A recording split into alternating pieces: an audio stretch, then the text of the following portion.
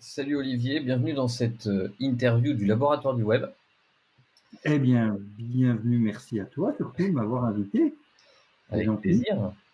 Et donc, je le rappelle à chaque fois en début d'interview, l'objectif c'est un peu de cerner la manière qu'a un entrepreneur de réfléchir, ce qui fait que il arrive à monter des projets à la différence d'un salarié qui aimerait devenir entrepreneur et qui bloque. Et en fait, souvent, donc c'est une histoire de mindset, de façon de penser.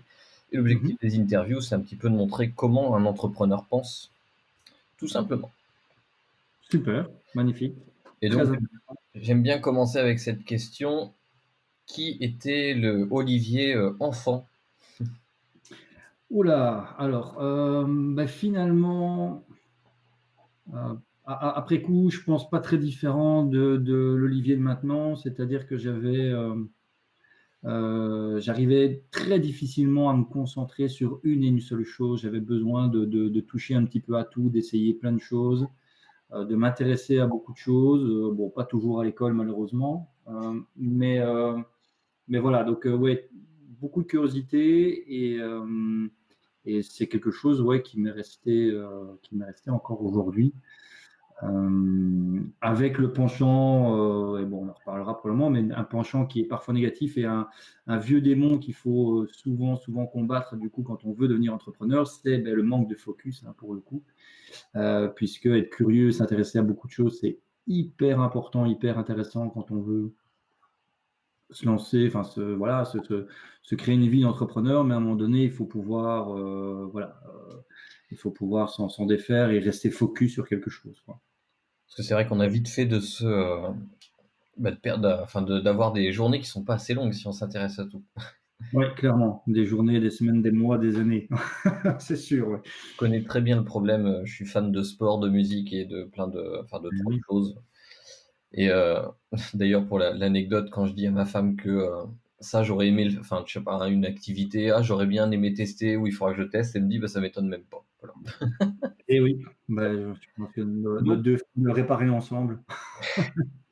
donc du coup, tu me disais que à l'école, c'était pas forcément, tu faisais pas forcément partie des premiers de classe, non? Non, non, non, non, voilà, j'ai une scolarité, enfin donc en Belgique, puisque moi je suis belge, on appelait ça les secondaires, enfin ce sont les études qui amènent jusqu'à l'équivalent de votre bac en France, hein, Ouais. qui était assez, voilà, assez moyenne. J'ai failli me planter une première année, puis je m'en suis en fait finalement sorti puisque une des profs était très bonne amie avec mes parents, donc elle a fait un geste commercial pour que je puisse ne pas rater mon année. Par contre, l'année suivante, là, ça n'a pas loupé, je me suis planté. Et ma dernière année, donc l'équivalent de l'année du bac, voilà, pareil, on m'a laissé un peu passer parce que on a bien compris que de toute façon, je ferais probablement pas mieux l'année suivante. Et voilà, et puis j'ai essayé de faire des études en sortant de l'école, plus pour faire plaisir, je pense, à mes parents qu'autre chose. Et j'ai arrêté après un an parce que c'était clairement pas fait pour moi. Voilà. Et Donc, tu rêvais de faire quoi quand tu étais plus jeune, du coup? alors quand j'étais vraiment enfant, des tonnes de choses comme tous les enfants probablement. Après, quand j'étais plutôt ado ou en âge de, alors j'avais quand même essayé, j'ai quand même choisi la seule année d'études que j'ai faite, c'était partir vers de la psychologie. Et j'ai toujours eu un petit peu cette idée de vouloir accompagner des personnes, d'aider des personnes, mais voilà, sans avoir une idée très précise de ce que je voulais faire. Et en fait, j'avais tellement de choses en tête que c'est vrai que c'était très compliqué pour moi de m'arrêter à des études. Et c'est pour ça que j'ai jamais fait d'études finalement et puis que je suis très vite arrivé dans le monde du travail. Parce que j'avais pas un truc qui me disait c'est ça que je veux faire toute ma vie. Ça, c'est un truc que j'ai jamais eu et que je n'ai toujours pas d'ailleurs, hein, de toute façon. Donc Je du n'ai coup, à aucun moment tu t'es dit: «Tiens, je suis passionné de français, je vais devenir copywriter»? Non, non, non, parce que non, ah non, non, fou là là, le copywriting et moi, non, c'est vraiment pas du tout. C'est intéressant d'ailleurs que tu poses la question, parce que c'est vrai que beaucoup de gens pensent que j'ai fait des études littéraires ou ce genre de choses. Ben, pas du tout. En fait, de toute façon, j'ai pas fait d'études, mais C'est vrai que j'ai toujours bien aimé écrire. C'est un canal de communication qui, comme je suis un ancien timide qui se soigne encore et qui s'est pas mal soigné, c'est vrai que l'écriture, c'était quand même un canal de communication qui était assez sympathique pour moi. Mais pas du tout. J'ai jamais le copywriting, je suis tombé dedans simplement parce que comme je suis très mauvais commercial, euh, quand à un moment donné dans ma carrière d'entrepreneur, je devais forcément trouver des clients, que ce soit en tant que consultant, et puis quand j'ai créé une agence web, il fallait forcément trouver des clients. Quand on est mauvais commercial, il faut trouver des astuces, et je suis entre guillemets tombé dans le copywriting comme ça, puisque je faisais toute ma prospection par l'écrit, soit des courriers, soit des emails. Et l'essentiel, on va dire, de mes premières relations commerciales, je les faisais à l'écrit avec mes clients. Et puis, quand ils étaient assez chauds, je faisais une vente consultative, c'est-à-dire, voilà, là, je le prenais par téléphone, par Skype, et on discutait, mais c'était pas voilà, ça ne me demandait pas de faire de la prospection. Et c'est comme ça que qu'après, finalement, j'ai décidé d'en faire une activité à temps plein. Mais c'est pas du tout parce que j'étais très bon littéraire ou que j'ai fait des études dans ce domaine-là. Pas du tout, du tout.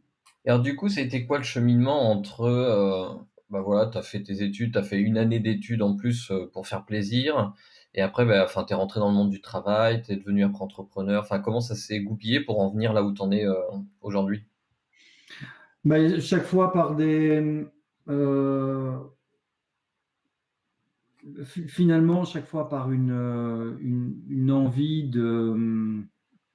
euh, de passer un cap et une envie à un moment donné voilà, de pas stagner. Moi, c'est toujours, euh, voilà, un psy dirait que c'est une manière pour moi de compenser justement le fait que j'ai pas fait d'études. J'ai toujours besoin de me prouver des choses avant tout à moi-même et puis de mettre des challenges. Et à partir du moment où je me mets un challenge, ben forcément, il faut tout faire pour le réaliser.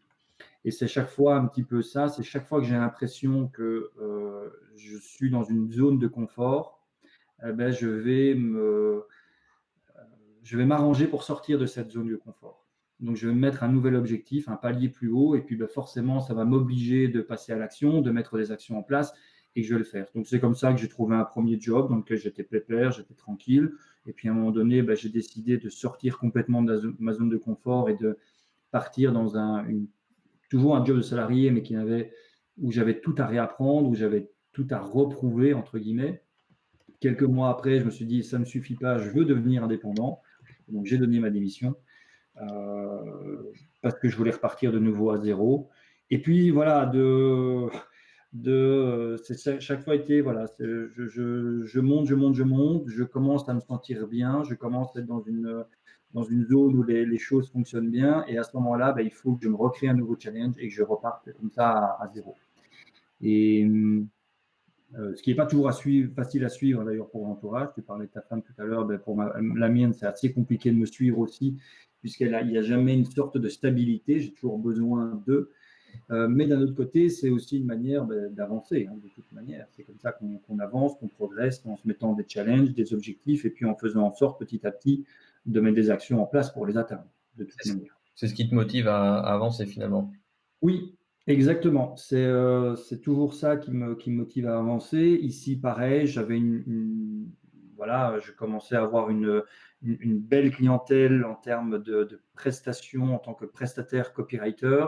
Et c'est vrai que là, je me refixe ce nouveau challenge qui est de réduire, on va dire, cette portion de chiffre d'affaires qui vient on va dire, de la prestation pour essayer de faire gonfler de plus en plus ce chiffre d'affaires plutôt par l'accompagnement, la vente de formation, etc., etc., euh, pour me remettre de nouveau un nouveau challenge.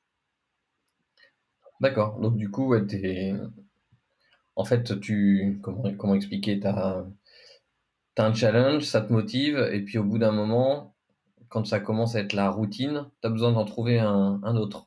Ouais, exactement. Quitte à, quitte à casser complètement l'ancien système. Oui, complètement. Oui, oui, quand j'étais salarié, donc c'était en 2007 et que j'ai donné ma démission, euh, je savais que je voulais devenir indépendant, je savais plus ou moins ce que je voulais faire, mais j'avais aucun client.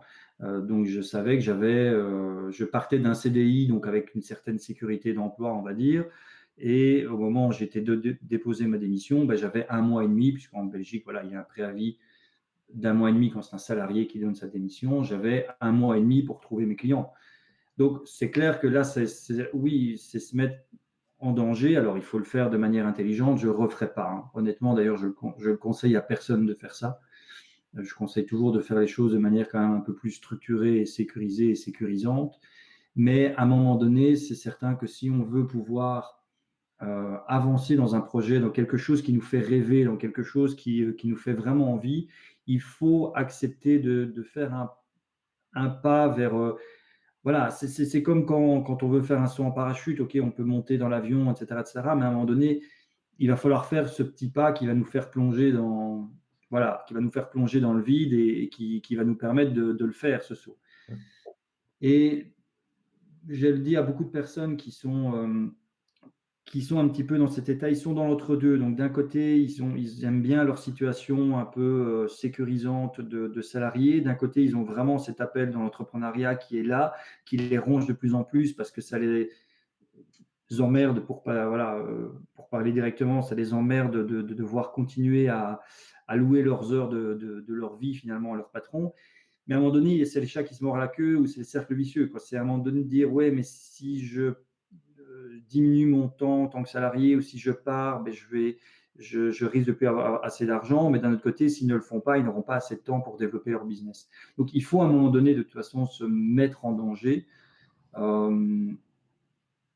se mettre en déséquilibre pour après recréer un autre équilibre. Voilà, c'est un peu comme ça que je le vois. C'est toujours se mettre en déséquilibre pour après finalement arriver à un autre équilibre. Et il faut accepter de le faire à un moment donné. Je pense, ce ratio entre sécurité et prise de risque, elle est quand même propre à chacun. J'avoue que moi, j'ai fait un peu la même méthode que toi. Moi, c'était un licenciement à l'amiable, mais du coup, voilà, j'avais rien du tout et on a tout lâché. Bon, j'avais Pôle emploi pour pour Oui. m'aider un petit peu, mais voilà, j'avais rien de construit avant. Mais je fonctionne toujours pareil d'ailleurs. J'aime bien. Oui, ben voilà. Après, ben, c'est sûr qu'il y a des moyens, il y a des systèmes qui permettent de le faire de manière plus sécurisante, parce que c'est quand même important. Encore une fois, à nouveau, il y a certains. Je ne regrette aucune des décisions que j'ai prises, mais à refaire, probablement que je le referais différemment maintenant que j'ai un peu plus de maturité, entre guillemets. Mais, euh, mais peu importe la manière dont on le fait, il y a ce moment où il faut se dire, OK, maintenant je fais le pas. Parce que si on attend d'être trop sécurisé, si on attend d'avoir trop ceci, ou si on attend de ne plus avoir assez, moins de ça, etc., etc., de toute façon, à un moment donné, on ne passe pas à l'action C'est marrant. et puis c'est terminé, quoi. Ça me fait penser, c'est comme quand tu dis, bon, à partir de quand est-ce que je vends à ma liste? Est-ce que j'ai assez de personnes? Est-ce que je peux pas? Et finalement, tant que tu te poses la question et que tu le fais pas, ça avance. Ben oui, moi je le dis à toutes les personnes que j'accompagne, je dis la meilleure façon d'avoir une réponse à une question, c'est pas de se poser la question, c'est de faire le test et puis on verra bien. On teste quelque chose, ben voilà, pareil, à partir de quand il faut vendre à sa liste, ben, on essaie et puis on voit ce que ça donne. Ça marche pas, c'est pas grave, on testera autre chose.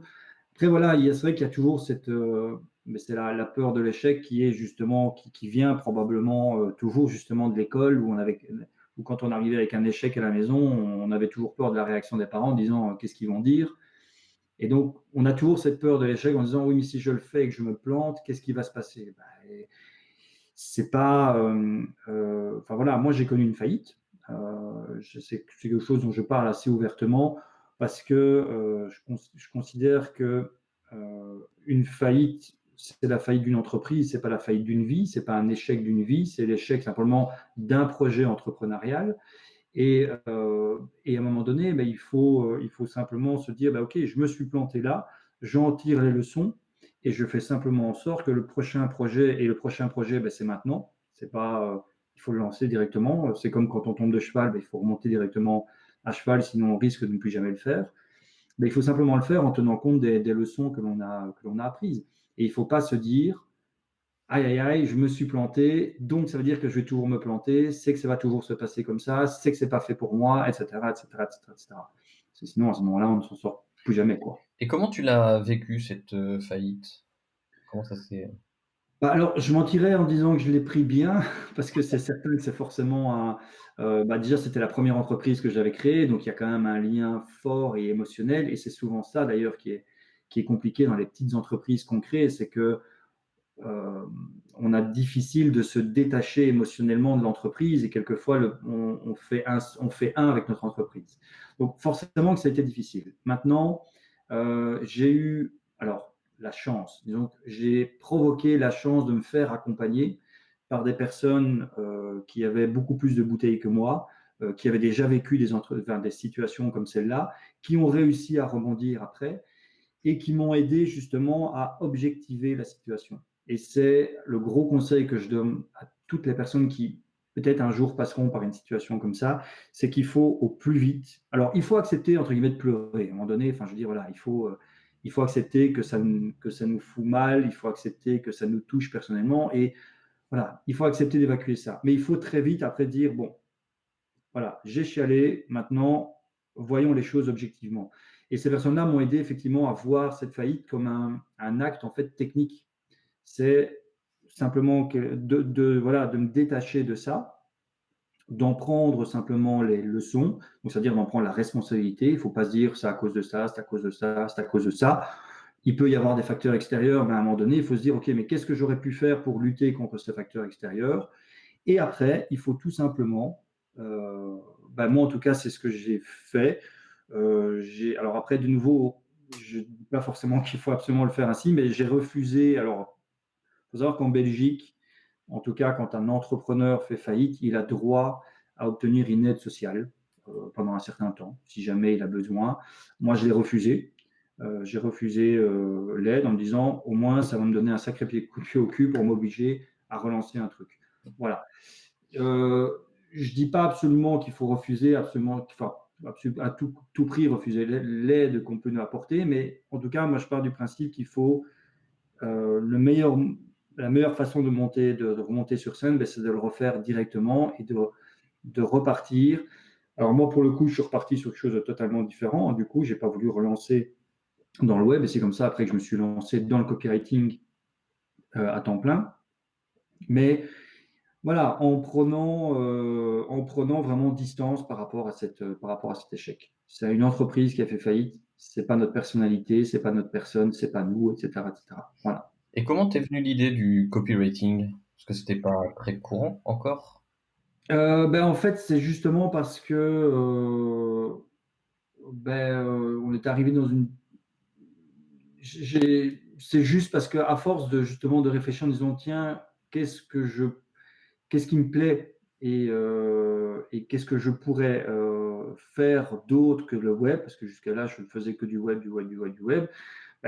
Et c'est surtout justement en faisant un petit peu cette analyse de comment j'avais fait jusqu'à présent pour trouver mes clients. C'est un petit peu comme ça que ça m'est venu. Je me disais, en fait, moi, j'ai trouvé mes clients en utilisant ça, ça, ça, ça, ça. Et je me suis dit, mais tiens, est-ce que finalement, je ne pourrais pas proposer mes services à des personnes en leur proposant en fait ce service-là. Au départ, c'était plutôt, j'étais un peu vague, j'étais proposé des services de marketing, des services d'acquisition de clients par le digital, etc., etc. Et c'est comme ça que petit à petit, je suis arrivé vraiment dans le copywriting pur et que je me suis dit, putain, c'est fun, parce que finalement, c'est être payé pour écrire, il y a quand même pire comme job. Euh, et, et je me suis dit, voilà, c'est vraiment ça que j'ai envie de faire. Euh, Parce que ça me permettait d'allier deux choses qui étaient importantes pour moi. Un, assouvir ma curiosité, ma soif de découvrir plein de choses différentes, parce que forcément, quand on est copywriter et qu'on écrit à la fois pour des personnes qui sont dans le développement personnel, des personnes qui sont dans le développement spirituel très haut perché, des personnes qui sont plutôt dans un domaine plus, entre guillemets, terre à terre, c'est-à-dire du make money, forcément, ça demande de s'intéresser et d'étudier des tonnes de choses différentes. Donc, ça m'a permis vraiment d'assouvir ce désir d'apprendre plein de choses. Et en même temps, d'écrire des emails, c'est quand même, voilà, d'écrire des textes de vente, des choses, moi, qui m'intéressaient, parce que j'ai toujours bien aimé écrire, tout simplement. Ah ouais, du coup, c'est bien, c'est ce que tu viens de le dire. Tu as finalement trouvé un métier, si on peut le citer comme ça, Ouais, qui correspond bien à ta personnalité, qui est de découvrir, oui, plusieurs choses. Du coup, tu le fais par l'intermédiaire des produits dont tu fais la promotion pour les autres.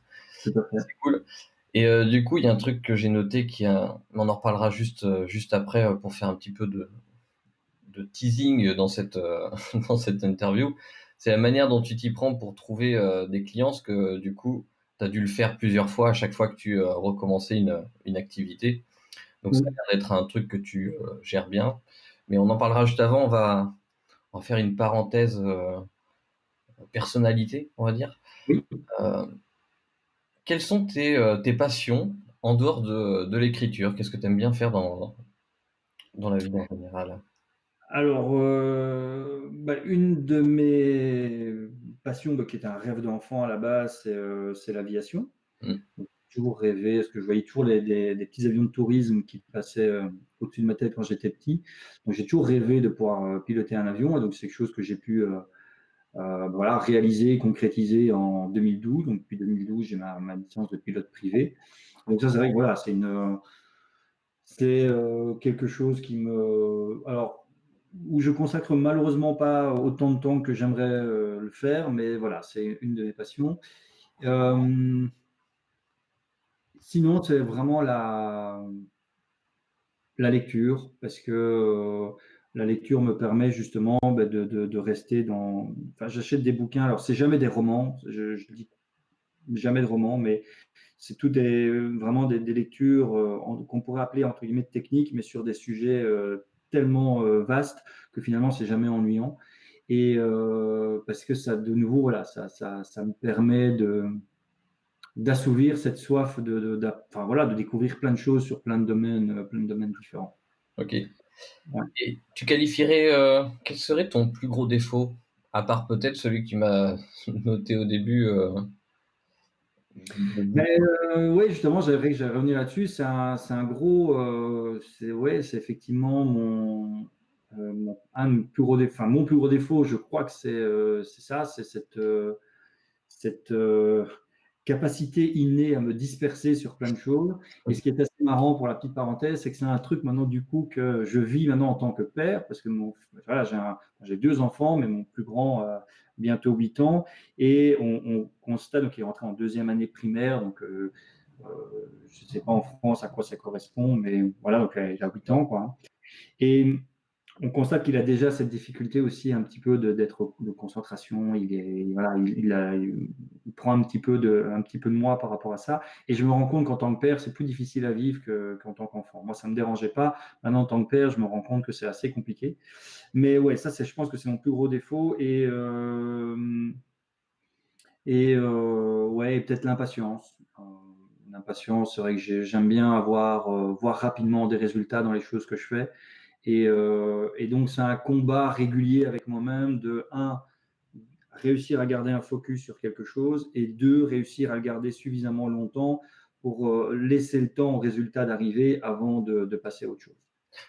c'est rigolo, tu es loin d'être le premier à me le dire, dans les interviews. Il y en a beaucoup qui me disent ça, l'impatience, Oui, parce que, dans notre tête, on a tout le projet, on sait ce qu'on veut et tout ça et on aimerait avoir que les résultats, directement, mais non, il faut oui, du temps pour tant que les choses se mettent en place. c'est sûr. Ouais. Et du coup, en tant que père de famille, donc je connais bien ça, la vie est rythmée de manière différente qu'un nomade digital, qui peut travailler Oui, du lundi au dimanche. c'est sûr. Du coup, comment tu t'organises, Ben, pour bosser? euh, ben, j'ai eu forcément différentes sortes d'organisations en fonction du job d'entrepreneur que je faisais. C'est vrai que là, maintenant, avec cette nouvelle orientation, finalement, je mets beaucoup plus l'accent sur le développement vraiment de mon propre business et où j'essaie de faire en sorte que le travail de prestation soit plus complémentaire. Et j'ai encore plus de liberté parce que forcément, je peux organiser vraiment mes journées comme je le souhaite. Euh, et, et globalement, j'ai envie de dire que je cale justement mes journées sur le rythme scolaire des enfants. Je l'ai vraiment calé comme ça, c'est-à-dire que bah, c'est moi qui les conduis le matin et puis bah, je fais justement en sorte d'être hyper focus essentiellement en matinée parce que c'est vraiment le moment où j'arrive à produire le maximum. L'après-midi, voilà, je fais des choses un peu moins importantes, qui apportent moins de valeur. Et puis généralement, une fois que les enfants reviennent à l'école, je ne vais pas dire que j'arrête de travailler, parce que parfois j'ai des petites choses à faire, mais je vais vraiment faire des trucs du coup qui ne demandent pas de concentration, où je peux être dérangé toutes les 5 minutes, que ça pose pas de problème. Voilà. Le mercredi après-midi, je ne travaille plus. Voilà, donc parce que je vais chercher les enfants à midi, et puis du coup, je passe l'après-midi avec eux. Et j'essaie vraiment de ne quasiment rien faire le samedi et le dimanche. Les seules choses que je fais généralement le samedi et le dimanche, c'est un petit peu, on va dire, de social, c'est-à-dire d'envoyer des trucs sur les réseaux sociaux, ce genre de choses, mais c'est tout, quoi. Et j'ai vraiment calé mes journées de travail sur le rythme des enfants. Et ce qui est assez amusant et intéressant, et d'ailleurs, je conseille vraiment à tout le monde de le faire ainsi, c'est que donc, finalement, j'ai une contrainte. On s'entend quand je dis contrainte, hein, mais je veux dire, j'ai une contrainte de temps. Et c'est la fameuse, je crois que c'est la loi de Parkinson, hein, c'est que forcément, plus on a de temps ou plus on se laisse de temps pour réaliser les choses, Puis on en plus on va faire en sorte de remplir le truc. Et souvent, on constate que, voilà, je sais par exemple que moi, une de mes journées les plus productives, c'est le mercredi. Parce que je n'ai que le mercredi matin entre, on va dire, 8h30 et midi moins 5, puisque je vais conduire au matin à l'école et donc je reviens à la maison, il est 8h30, et puis à midi moins 5, je dois partir les chercher. Donc j'ai, voilà, un petit 4 heures, même pas 4 heures. Mais sur ce temps-là, c'est le moment où j'arrive à produire le plus de choses parce que voilà, je suis forcément obligé d'être focus sur quelque chose et je carbure, quoi. Et donc, du coup, voilà, c'est un conseil quand même que je donne, c'est de se donner finalement des contraintes, essayer de se donner des contraintes personnelles pour ne pas, voilà, étendre tout le temps, voilà, et étaler un projet sur des jours et des jours alors que ça pourrait être fait en 3 heures, quoi, tout simplement.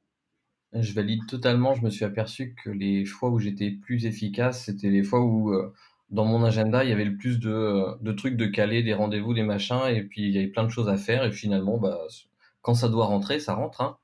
Ah ouais, ouais, tout à fait. Et ça, voilà. Et pour quelqu'un qui a des problèmes justement peut-être d'être de focus ou de concentration, c'est une bonne manière de le faire. Voilà, c'est de se donner comme ça une contrainte de serrer en termes de timing, et ça oblige d'aller à l'essentiel. Ça Yes, oblige d'aller à l'essentiel, et finalement on se rend compte que l'essentiel est largement suffisant la plupart du temps. c'est vrai. Est-ce que tu sais pourquoi tu fais tout ça? Pourquoi tu es entrepreneur? Pourquoi tu crées des projets? Qu'est-ce que ça t'apporte? À quoi ça te sert? Alors, il y a deux éléments. Le premier élément, c'est la liberté, qui est une valeur très importante pour moi. Et je me rends compte que plus, entre guillemets, je vieillis, plus cette valeur est importante. Donc, la liberté d'être, déjà, tout simplement, et la liberté de faire, c'est-à-dire la liberté de faire ce que je veux, quand je veux. C'est une valeur qui a encore plus d'importance pour moi maintenant que même que le côté financier. Alors, je dis pas, hein, je suis pas à me balader en sarouel et à manger des racines à longueur de journée. C'est pas ça. Bien entendu que c'est important de gagner sa vie et de bien gagner sa vie, mais la liberté, c'est la première des valeurs qui me pousse justement à faire tout ça. Raison pour laquelle justement je retravaille mon business pour avoir de plus en plus de liberté. La deuxième chose, c'est de nouveau parce que voilà, j'adore apporter de la.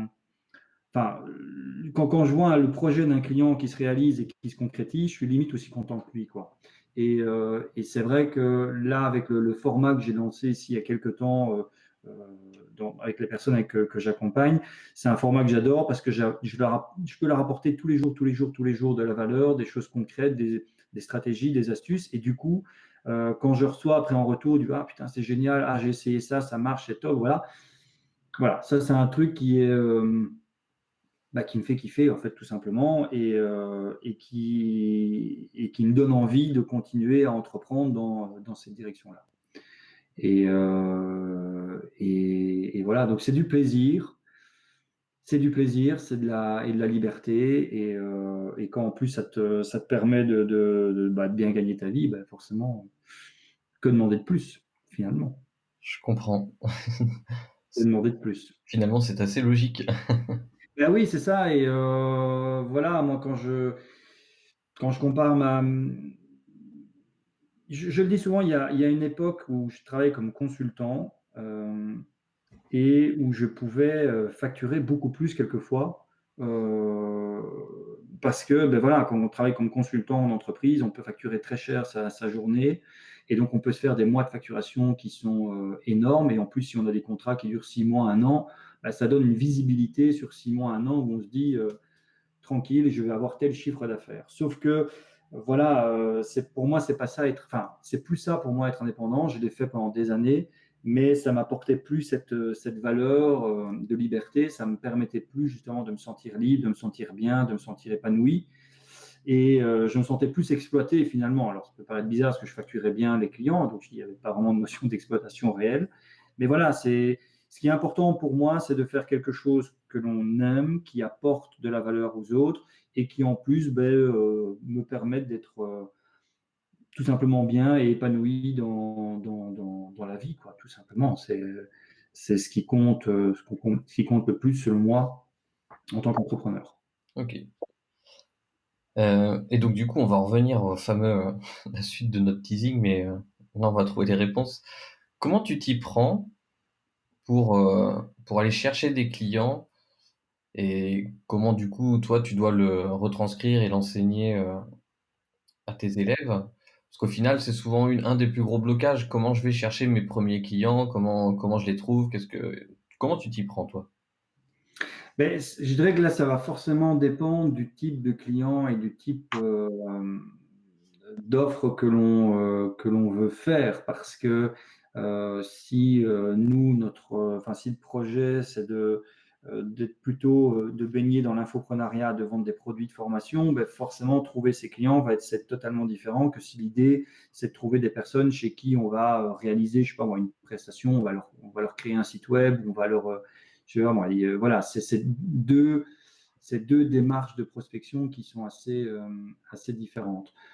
Euh, Moi, de manière générale, ce que je conseille souvent aux clients, parce que c'est vrai que moi, la majorité de mes clients sont quand même des personnes qui veulent à un moment donné devenir freelance, donc proposer des prestations en tant que freelance. C'est, moi, j'ai toujours essayé d'aller là où les gens ne vont pas forcément ou de détourner des manières de faire pour justement être un petit peu, c'est Seth Godin qui disait ça, être un petit peu la vache pourpre hein, dans le champ de vaches blanches et noires ou noires et blanches. Par exemple, mes tout premiers clients que j'ai trouvés en tant que consultant web, ben, je les ai trouvés via des sites d'offres d'emploi. Donc, c'est-à-dire, je n'ai pas du tout prospecté comme un freelance, mais j'ai été contacté en fait des entreprises qui recherchaient des salariés et qui plus précisément recherchaient des salariés depuis un mois et demi, 2 mois, donc qui par définition avaient des difficultés pour en trouver. Et j'allais me présenter en disant comme étant une solution temporaire. Le temps qu'elles trouvent la perle rare, ben, je peux venir boucher les trous et les aider à concrétiser leur mission. Et je leur disais, ben, regardez, ça peut vous permettre de directement prendre des nouveaux contrats, même si vous n'avez pas trouvé les salariés, ça peut vous éviter d'avoir des pénalités de retard, machin, etc. Enfin, voilà, j'essaie de le vendre ainsi. Et donc, je détournais, entre guillemets, les offres d'emploi pour prospecter en tant que freelance. Technique très intelligente. Et ça a très bien marché. C'est comme ça que j'ai trouvé mes premiers clients dans ce fameux mois et demi, cette fenêtre de mois et demi que j'avais pour trouver mes clients. Donc, quand j'ai commencé comme indépendant, c'est comme ça que je l'ai fait, en fait, finalement.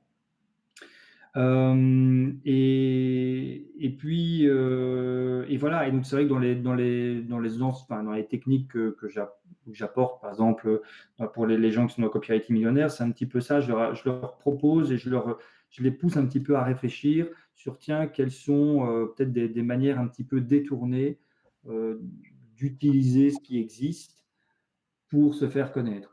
Moi, par exemple, ben, voilà, la technique que j'utilisais pour me faire connaître en tant que copywriter, je savais que là, forcément, j'avais plus de thunes puisque je venais de faire une faillite, donc j'avais plus beaucoup d'argent.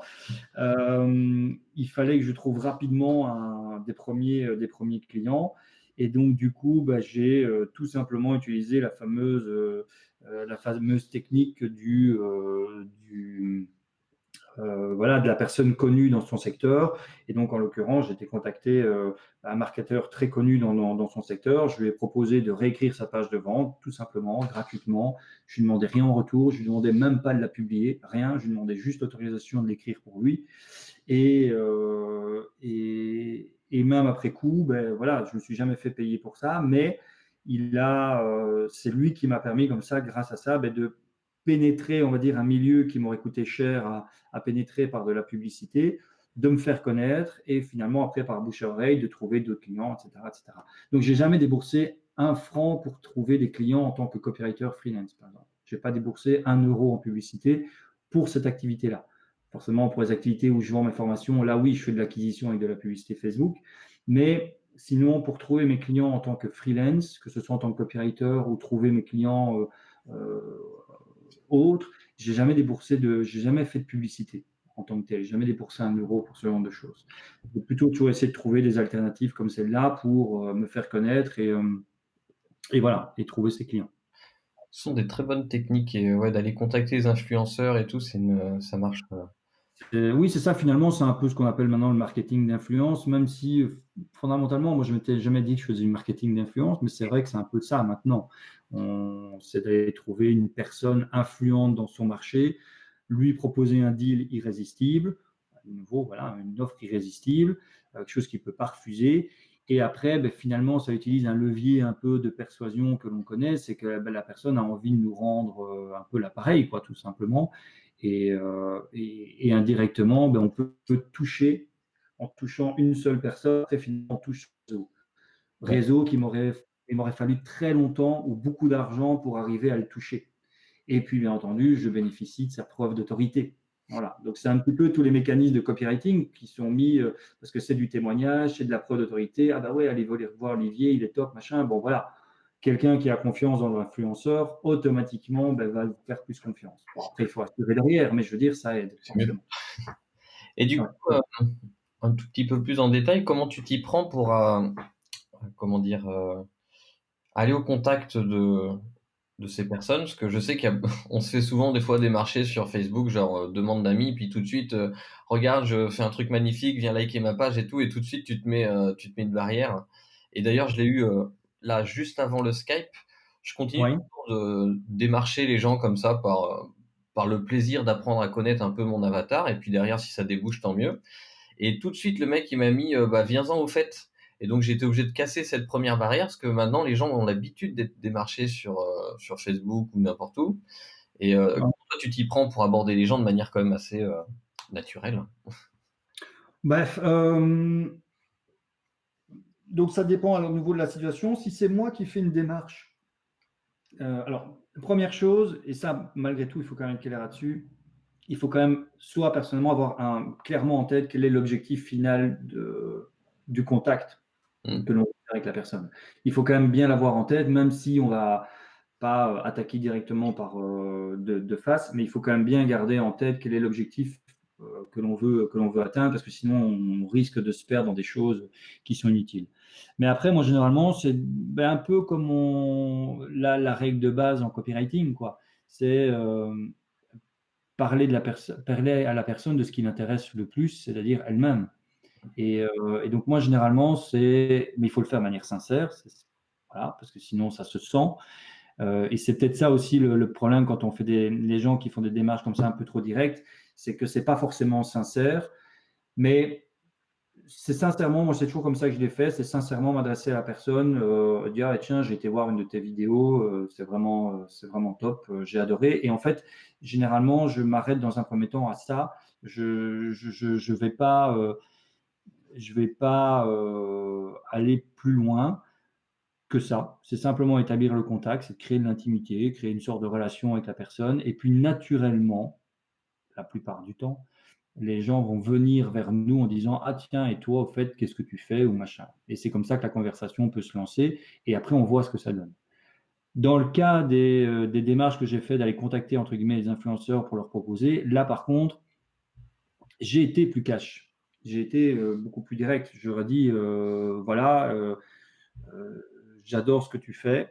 J'ai été voir ta page de vente et voilà. Et j'ai été cash. Je lui ai dit, écoute, voilà, moi euh, je me lance comme copywriter freelance et j'aimerais vraiment bien pouvoir rédiger une page de vente pour toi. Maintenant, je te demande rien en retour. Et j'ai même clairement, voilà, quand je dis, je te demande pas de me payer, je te demande avant, je te demande pas de me payer après.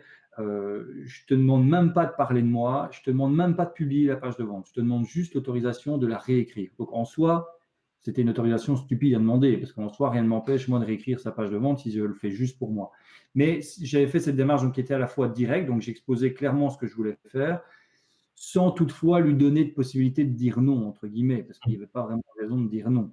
Et donc, à partir du moment où je l'ai fait et qu'il m'a donné cette autorisation, ben, quand je suis retourné vers lui pour lui montrer la page de vente, ben, naturellement, il s'est un petit peu senti, enfin, je ne vais pas dire obligé, mais naturellement, il s'est dit, je vais lire ce qu'il a fait. Voilà. Et le reste, après, est venu naturellement. Ouais, c'est marrant, ça me fait penser, c'est dans Influence et Manipulation qui parle d'un moment des prisonniers. Alors je sais plus, je suis pas très bon en histoire, pendant la guerre mondiale ou je sais pas quoi, ils ont capturé des prisonniers genre américains, et puis ils ont réussi à les retourner de camp en commençant Oui, par des petites choses comme ça, en mode bah, est-ce que tu as faim? Enfin, tu vois, ouais, tu peux choisir de non. manger, je crois, c'est un truc dans le genre. Hein. Oui, oui, je crois que c'était pendant la guerre du Vietnam, je pense, ou quelque chose comme ça, où effectivement des soldats très, enfin vraiment endoctrinés américains ont réussi petit à petit finalement à se liguer contre leur pays. Mais au départ, comme tu dis, c'était des petites choses. Au lieu, ils disaient des petites choses, là, est-ce que tu as faim, est-ce que machin. Et donc, à force de dire oui, c'est la force des oui successifs, entre guillemets, et qui fait que bah, pour rester rang, on continue après à dire oui. Alors, après, ça ne marche pas à tous les coups, mais ouais, c'est une bonne stratégie et c'est une stratégie que moi, que j'ai quasiment tout le temps utilisée voilà, dans toutes mes ventes. C'est de créer cette intimité, de créer cette relation et, et puis finalement de naturellement amener la vente d'une manière ou d'une autre. Donc finalement, être entrepreneur, c'est assez simple. Oui, bah, c'est pas. Oui, enfin, moi, en tout cas, encore une fois, moi, je suis vraiment pas un bon commercial. Je suis pas vraiment pas un bon vendeur. Pourtant, voilà, j'ai essayé plein de fois de faire de la prospection directe, faire de la vente directe. Ça n'a jamais marché. Ça me lourde. Je suis pas fait pour ça. Et c'est pas pour autant qu'on peut pas trouver des clients. À partir du moment où on comprend que ce que les gens veulent et ça, il faut bien le garder à l'esprit, même si notre rêve est d'être web entrepreneur et de tout faire par le web, mais ce que les gens veulent quand même avant tout, c'est de créer une relation forte avec la personne avec qui ils font du business, avec qui ils font des commerces. Et donc, il faut réussir, même si on vend, même si on travaille par le web, il faut réussir à créer cette relation, cette intimité. Et c'est ça qui permet, après, beaucoup plus facilement d'amener des ventes, même si on a un copywriting, du coup, qui n'est pas au top. Voilà. C'est ça, à partir du moment où on arrive à créer cette relation, même si après le copywriting n'est pas au top, on a la possibilité de faire des ventes. D'autant plus là, à l'arrivée de 2020 où il y a de plus en plus de monde et donc du coup, pour se faire remarquer, il faut rentrer dans la vie des gens. Oui, il faut être présent c'est vraiment ça, il faut être présent dans la vie des gens. Alors de façon positive, bien sûr, hein, c'est pas, mais il faut être présent dans la vie des gens, voilà, les Américains disent il faut être top of mind, ben, c'est vraiment ça, mais de manière humaine. Et il faut remettre de l'humain tout simplement dans la vente, et en le faisant, ben, finalement, on crée cette intimité, cette relation, et donc naturellement, les gens auront plus tendance après à faire confiance et à passer à l'action et acheter les produits, les services, les offres que l'on propose. Bon, On est loin du full automatique mm, hein, que l'on prône parfois sur le web, mais voilà, moi personnellement, je suis pas un fanat ou un défenseur du full automatique.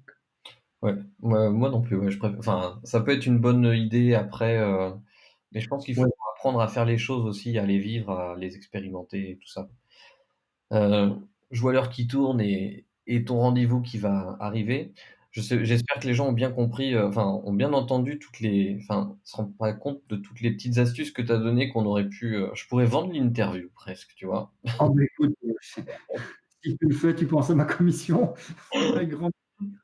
Mais bon, je suis un mec sympa, j'ai promis que je faisais des interviews toutes les semaines, donc je vais l'offrir, mais j'espère que les gens y accorderont autant de valeur, même si c'est offert. Et donc, dernière question avant de te lâcher, est-ce qu'il y a un super pouvoir que tu aimerais avoir?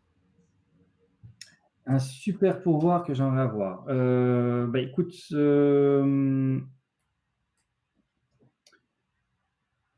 même si ça peut paraître que c'est pas des regrets, mais j'aimerais bien quand même pouvoir, revenir dans le passé et m'injecter la maturité que j'ai maintenant, à la période où je suis devenu entrepreneur.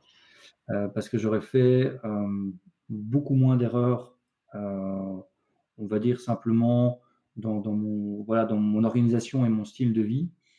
Et donc du coup, pour le tourner positivement, peut-être que ma mon super pouvoir, ce serait de pouvoir injecter justement cette maturité à un maximum de personnes qui veulent devenir entrepreneurs pour leur éviter peut-être de faire des conneries, que ce soit en termes de gestion, en termes de choix, d'orientation, et cetera, et cetera.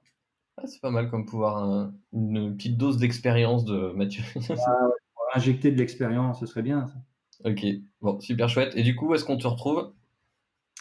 Ah beh, le plus simple, c'est mon site, hein, parce qu'au départ de mon site, après, il y a des liens vers les choses que je propose. Donc mon site, bah, ouais, il y a sur mon site ramechalolivier, .com. Et sinon, bah, probablement que des gens doivent voir passer, peut-être pour l'instant, mes publicités, puisque je cible, à mon avis, des critères d'intérêt qui doivent être dans ceux que ta cible a aussi. Il y a des Voilà, donc chances. Il y a des chances. ils doivent peut-être voir passer ma tête, sur Facebook. Ok, ça marche, c'est noté. Eh bien, merci beaucoup pour ce temps. Merci à toi pour l'interview C'est chouette. et à très bientôt. Yes, à bientôt. Ciao. Bonne journée. Ciao.